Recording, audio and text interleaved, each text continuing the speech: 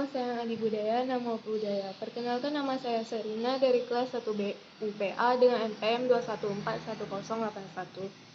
Karma dan kelahiran kembali. Karma berasal dari kata kar. Kar artinya perbuatan. Sebab itu di dalam bahasa Indonesia ada kata karya.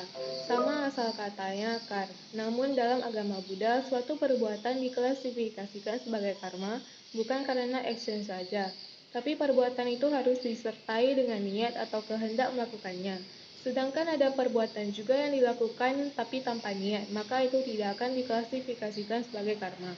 Apa yang digambarkan oleh Sang Buddha itu sebenarnya merupakan hasil penelitian beliau dengan kemampuan batinnya. Dia melihat bagaimana manusia-manusia atau makhluk-makhluk di dunia ini muncul, lahir, dan mengapa mati, dan menjadi apa dan bagaimana.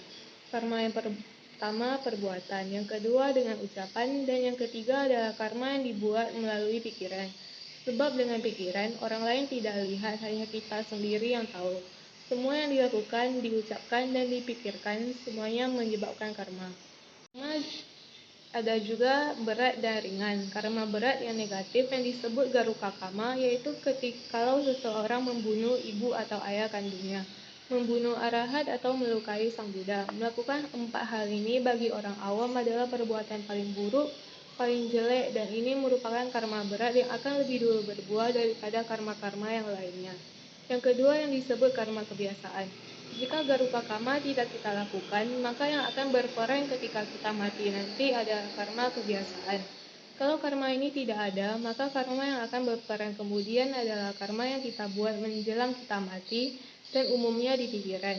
Itulah sebabnya orang Buddhis dididik mengontrol pikiran dengan cara meditasi, supaya pikiran diarahkan ke hal-hal yang positif. Yang keempat, jika nomor 1, 2, dan 3 tidak ada, maka karma-karma yang kita lakukan 1-2 kali yang akan berperan.